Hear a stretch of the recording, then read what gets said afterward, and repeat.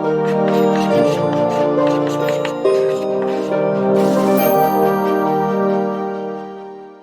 जाते हैं हम लोग प्रश्नावली 4.2 पर, और इसमें गुणनखंड करके हमें हल निकालना है किसका? द्विघात समीकरण का। और द्विघात समीकरण में गुणनखंड करके हम लोग क्या करते थे? द्विघात समीकरण के रैखिक गुणनखंड बना दिए, और हर रैखिक गुणनखंड को हम जब शून्य के बराबर करते थे तो हमें क्या मिल जाता था? x का वो मान मिल जाता था जिस मान के लिए द्विघात समीकरण शून्य होगा। ठीक है, शून्य क्यों? क्योंकि हम लोग स्टैंडर्ड जो हमारा फॉर्म होता है, जो मानक रूप होता है, उसमें हम लोग सब कुछ एक तरफ ले आते हैं और दूसरी तरफ दाएं पक्ष में शून्य ही रखते हैं। तो वो निकालने के लिए हम लोग क्या करेंगे? गुणनखंड करेंगे। तो चलिए पहला उदाहरण, जो पहला हमारा प्रश्न है उसको देखते हैं। पहले प्रश्न में क्या है? x स्क्वायर ऋण 3x ऋण 10 बराबर 0। ठीक है, तो ऐसे गुणा करना है कि ऋण 3 को ऐसे तोड़ना है, ऋण 3x को, कि इन दोनों का जो गुणनफल है वो ऋण 10x स्क्वायर के बराबर हो जाए, है ना। तो क्या करेंगे हम? x स्क्वायर ऋण 5x धन 2x ऋण 10 बराबर 0। बहुत आसान था, छोटा सा इसलिए हो गया। क्या दो संख्याओं का योग हमें निकालना है कि वो ऋण 3 हो जाए और जो गुणनफल है वो कितना हो जाए? ऋण 10x स्क्वायर हो जाए। तो 5x ऋण 5x में 2x से गुणा करेंगे तो क्या हो जाएगा? ऋण 10x स्क्वायर मिलेगा, और साथ में योग जो है वो ऋण 3x के बराबर है। अब बस कुछ नहीं करना है, यहाँ से x कॉमन है, x कॉमन ले लिया तो x ऋण 5 मिल गया। यहाँ से क्या आप 2 कॉमन ले लेंगे तो आपको फिर से x ऋण 5 मिल जाएगा, ये बराबर 0 है। अब क्या करेंगे? x ऋण 5 है वो कॉमन हो गया, ले लीजिए x ऋण 5 कॉमन, तो क्या हो जाएगा? अब आपको यहां से मिलेगा x, और यहां से क्या मिलेगा? यहां से मिलेगा 2, x धन 2 बराबर 0। तो यहां से चाहे आप इसको 0 के बराबर कर दो, चाहे आप इसके 0 के बराबर कर दो, दोनों में से किसी को भी आप 0 के बराबर करोगे तो वहां से हमें x का वो मान मिल जाएगा जिसके लिए ये हमारा जो है समीकरण 0 होगा। तो यहां से x ऋण 5 बराबर आप 0 करोगे तो यहां से आपको क्या मिल जाएगा? x बराबर 5। और ऐसे ही अगर आप x धन 2 बराबर 0 करोगे तो यहां से आपको क्या मिल जाएगा? x बराबर ऋण 2। ठीक है, आगे उत्तर। अच्छा, अगला प्रश्न देखते हैं। दूसरा क्या है? आसान प्रश्न है, बहुत ही ज्यादा।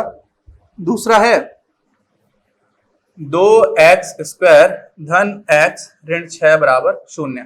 तो देखिए, ऋण 12x स्क्वायर लाना है। कैसे? मैंने कहा 2x स्क्वायर, इसमें आप ऋण 6 से गुणा कर दो तो ऋण 12x स्क्वायर लाना है, और योग कितना होना चाहिए? +1, क्योंकि प्लस x बना हुआ है। तो क्या हो जाएगा? 4x में आप 3x को घटा दो।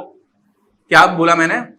2x स्क्वायर धन 4x ऋण 3x ऋण 6 बराबर 0।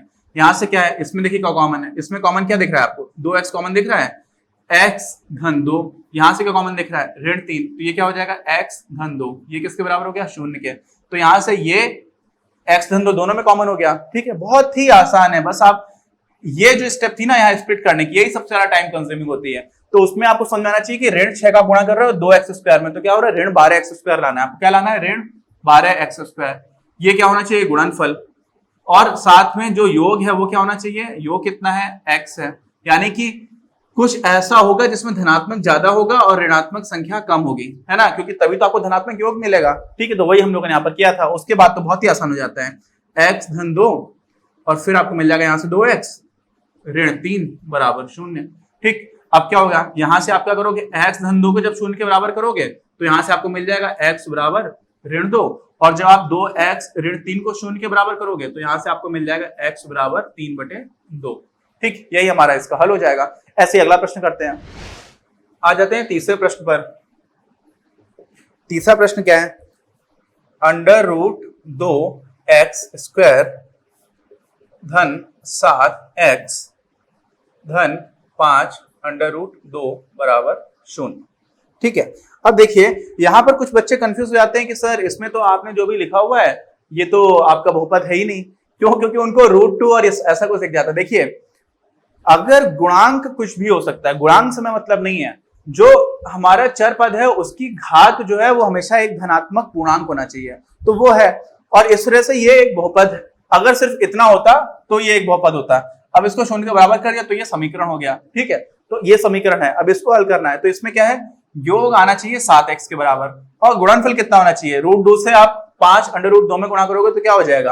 आपको मिल जाएगा 10। देखिए 5 वर्गमूल 2 गुणे वर्गमूल 2। अब क्या हो जाएगा? 5 गुणे वर्गमूल 2 के अंदर स्क्वायर, तो स्क्वायर से वर्गमूल का कट जाएगा, वर्ग है और बाहर वर्गमूल है तो कट गया, तो क्या हो गया? 10। अच्छा, गुणनफल आपको लाना है 10, और साथ में जो योग है वो होना चाहिए 7।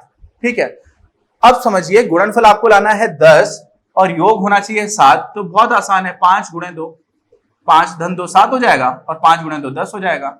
ठीक, इतना आसान है ना। लेकिन बस वो पहले स्टेप थी, थोड़ा सा उसमें बच्चे कंफ्यूज हो जाते हैं कुछ। तो देखिए अब तो बहुत आसान है, क्या कर देंगे हम, √2x² लिखा, 7x को क्या लिखेंगे, आप 2x धन 5x कर दो, कोई फर्क नहीं पड़ता, चाहे 5x धन 2x कर दो, दोनों में ही कोई अंतर नहीं है, 5√2 ये बराबर 0। यहां पर क्या हो जाएगा, इसमें देखिए क्या कॉमन है, इसमें आपको कॉमन है √2x, बचा क्या, x धन वर्गमूल 2, यहाँ पे क्या बचा, 5 कॉमन है यहाँ पर, तो बचेगा x प्लस वर्गमूल 2, ये बराबर हो गया 0 के। ये और ये आपका क्या है, ये है आपका x धन वर्गमूल 2 है, ये क्या है, कॉमन ले लिया आपने, बचा क्या, वर्गमूल 2x धन 5 बराबर 0। यहां से क्या मिल जाएगा, यहां से आपको मिलेगा x धन वर्गमूल 2 को जब आप 0 के बराबर करोगे, क्योंकि दोनों का गुणनफल 0 है, तो इनमें से कोई भी आप 0 के बराबर कर दो तो भी क्या हो जाएगा, अगर भाई ये 0 होगा तब ये कुछ भी और 0 हो जाएगा, ऐसे ये कुछ भी और ये अगर 0 हो तो भी 0 हो जाएगा। इसलिए हम दोनों को वर्गमूल, दोनों को 0 के बराबर करेंगे तो वहां से x का मान मिल जाएगा, x बराबर आ जाएगा ऋण वर्गमूल 2। ठीक, ऐसे ही अगर आपने वर्गमूल 2x धन 5 को 0 के बराबर किया तो यहां से क्या हो जाएगा, यहां से आपको मिलेगा x बराबर -5 बटे वर्गमूल 2। इसी का आप परमीकरण अगर कर देते हो तो क्या हो जाएगा, ये इसी को लिख सकते हो आप ऋण 5 वर्गमूल 2 बटे 2, ये आपका क्या हो जाएगा, उत्तर हो जाएगा। ठीक है, हो गया। ऐसे ही अगला प्रश्न करते हैं। चौथा प्रश्न है 2x² ऋण x धन 1 बटे 8 बराबर 0। देखो अभी जैसे अपने को वर्गमूल 2 दिखाई पड़ा था ना, तो बहुत सारे बच्चे वर्गमूल या भिन्न देकर घबरा जाते हैं, यहाँ पर वर्गमूल 2 था तो घबरा जाते हैं। अरे बहुत आसान है यार, कॉन्फिडेंस रखो और जो तरीका है उसी तरीके को फॉलो करते जाओ तो गलती नहीं होगी। अभी क्या हो जाएगा, इसमें 2x² का आप 1 बटे 8 से अगर गुणा करोगे तो क्या मिलेगा आपको, आपको मिलेगा 1 बटे 4x²। ठीक, और साथ में उसका जो योग है वो कितना आना चाहिए, ऋण x आना चाहिए।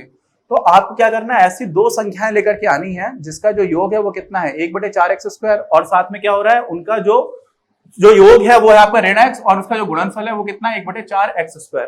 ठीक है, तो अब क्या करेंगे, अब देखिए इसमें हमें पता है कि भाई योग अगर ऋणात्मक है और गुणनफल धनात्मक है तो दो ही पॉसिबिलिटीज हैं, दोनों ही जो पार्ट्स हैं वो क्या होने चाहिए, दोनों ही पार्ट्स का योग ऋणात्मक होना चाहिए, क्योंकि ऋणात्मक गुणे ऋणात्मक क्या होता है, धनात्मक होता है। तो यहां पर मुझे इसी हिंट से बहुत आइडिया मिल जाता है। तो अगर मैं x बटे 2 फिर ऋण x बटे 2 कर दूं तो मुझे दिख जा रहा है कि x बटे 2 ऋण के साथ ऋण x बटे 2 में गुणा करेंगे तो x² बटे 4 मिल जाएगा, और साथ में 1 बटे 8 जो है ना उसका जब हमने गुणा किया तो 2x² के साथ तब भी हमें यही मिल रहा था। तो हमारी जो है यहीं से समस्या हल हो जाती है। तो सबसे जो क्रिटिकल पार्ट है वो यही है कि ये मिडिल पार्ट जो टर्म है इसको कैसे तोड़ा जाए, मध्यम पद को हम कैसे तोड़ें। तो ये देखिए ये क्या हो जाएगा, 2x² है, इसमें हम क्या करेंगे, इसमें हम कॉमन क्या ले सकते हैं, x आप कॉमन ले सकते हो। तो आपने x कॉमन लिया तो आपको मिलेगा 2x ऋण 1 बटे 2, और यहां से आप क्या कॉमन ले सकते हो, यहां से आप कॉमन ले सकते हो 1 बटे 4 कॉमन भी ले सकते हो तो भी आपका वही मिल जाएगा। वैसे आपने क्या कर सकते थे, यहां से हम पूरा का पूरा 2x भी कॉमन ले सकते थे। अगर पूरा 2x कॉमन ले लेंगे तो ये ऋण 1 बटे 4 हो जाएगा, तो फर्क नहीं पड़ेगा। देखना थोड़ा सा क्रिटिकल हो रहा है, देखिए क्या कर रहा हूं मैं, अब मुझे पहला पद यहाँ पर 2x ऋण 1 बटे 2 लाना है, तो पहला पद मैं 2x तब ला पाऊंगा अगर मैं इससे 1 बटे 2 कॉमन लूंगा तो x बचेगा अंदर, और मुझे लाना 2x, तो मैं 1 बटे 2 की जगह 1 बटे 4 कॉमन ले लेता हूँ। क्या कर लेता हूँ, 1 बटे 4 को कॉमन ले लिया तो बच गया हमारे पास अंदर 2x, और इसमें आप 1 बटे 4 से भाग दोगे ऋण 1 बटे 4 से तो बचेगा आपका ऋण 1 बटे 2, ये बराबर हो गया 0 के। तो यहां से क्या आ गया, यहां से आपका ये हो गया, देखिए कॉमन, एग्जैक्टली कॉमन। अब यहां पर 1 बटे 4 ही रखना है कि नहीं रखना है, वो सिर्फ 1 बटे 4 इसलिए रखा क्योंकि 2x लेकर के आना था, समझ रहे हैं ना आप इस बात को। अब क्या हो जाएगा, 2x ऋण 1 बटे 2 आपने कॉमन ले लिया, आपको मिल गया x ऋण 1 बटे 4 और ये हो गया 0 के बराबर। तो यहां से क्या हो जाएगा, 2x ऋण 1 बटे 2 को जब आप 0 के बराबर करेंगे तो यहां से आपको मान मिलेगा x बराबर 1 बटे 2 गुणे 1 बटे 2 यानी कि 1 बटे 4, तो ये आपका मान हो जाएगा। ठीक है, ऐसे ही यहां से आप अगर मान निकालेंगे तो क्या मिल जाएगा, x ऋण 1 बटे 4 को अगर आप 0 के बराबर रखेंगे तो यहां से भी आपको मिलेगा x बराबर 1 बटे 4। तो यहां पर हम ये नहीं बोलेंगे कि इसका एक रूट आया, एक मूल आया, यहां पर हम क्या बोलेंगे, याद करिए, यहां पर हम बोलेंगे वही चीज कि यहां पर 2 मूल हैं, दोनों ही मूल 1 बटे 4 है। तो ये क्या हो गया, हमारा 4th पार्ट हो गया। इसी का 5th पार्ट भी कर लेते हैं, फिर अगले वीडियो में बाकी के प्रश्न करेंगे। अब आ जाते हैं 4.2 के पहले के 5वें पार्ट पर, जिसमें है 100x² ऋण 20x धन 1 बराबर 0। तो इसमें हमें क्या दिख रहा है, इसमें यार ये दिख रहा है कि किसी भी तरह से जो दोनों संख्याएं हैं उन दोनों का गुणनफल कितना होगा। यहाँ पर देखो 100x² है, यहाँ पर धन 1 है, यानी कि 100x² के बराबर होगा, और साथ में उनका जो योग है वो कितना होगा, ऋण 20x के बराबर होगा। तो अगर ऋण 10 और ऋण 10 हो जाएगा तो दोनों का स्क्वायर जो है वो कितना हो जाएगा, 100 हो जाएगा। तो बस यहां से मुझे दिख गया। अब देखिए 100x² ऋण 10x ऋण 10x धन 1 बराबर 0। यहां से देखिए आपने क्या किया, 10x को ले लिया कॉमन, आपको मिला क्या 10x। यहां से 100x² में आप 10x से भाग देंगे तो आपका बचेगा 10x, और ऋण 10x है तो यहाँ पे क्या हो जाएगा, ऋण 1। अच्छा, अब यहाँ पर क्या है, ऋण 1 आपने कॉमन ले लिया तो क्या बचा, 10x ऋण 1 बराबर 0। अब देखिए 10x ऋण 1 और 10x ऋण 1 आपको दिखने लगा, इसी को आपने क्या किया, कॉमन ले लिया, तो आपका हो गया 10x ऋण 1 आपने कॉमन ले लिया, तो यहां से क्या बचा, यहां से आपको मिल गया 10x और उसके बाद से मिल गया ऋण 1, ये बराबर 0। तो यहां से अब आप क्या करेंगे, 10x ऋण 1 को रख दिया आपने 0 के बराबर। पहला मूल निकालने के लिए क्या किया, पहला मूल निकालने के लिए आपने इसको 0 के बराबर किया, वास्तव में दोनों एक ही जैसे दिख रहे हैं, तो यहां पर फिर से वही आ जाएगा कि दो समान मूल हैं, ये नहीं बोलेंगे कि इसका एक ही मूल है, ठीक है। तो यहां से क्या हो जाएगा, यहां से आपको मिल जाएगा x बराबर 1/10। सेम चीज इसको करेंगे दूसरा मूल के लिए, दूसरा मूल क्या हो जाएगा, 10x ऋण 1 बराबर 0 करेंगे तो यहां से फिर क्या मिल जाएगा आपको, x बराबर 1/10। दोनों ही जगह से आपको क्या मिल गया, दोनों ही जगह से आपको मिल गया कि 1/10 जो है पहला मूल है, दूसरा मूल भी 1/10 है, तो इसको बोल सकते हैं दो समान मूल हैं, ठीक है। अब इसी में हम लोग अपने अगले प्रश्न को अपने अगले वीडियो में करते हैं। अपनी क्लास का उद्देश्य आप सभी के लिए आप ही की भाषा में गुणवत्तापूर्ण शिक्षा उपलब्ध कराना है। कक्षा 12 तक के सभी प्रमुख विषयों पर हम वीडियोस बना रहे हैं और कुछ विषयों पर वीडियोस आपके अपने चैनल अपनी क्लास की ही अन्य प्लेलिस्ट पर अपलोड भी हो चुके हैं।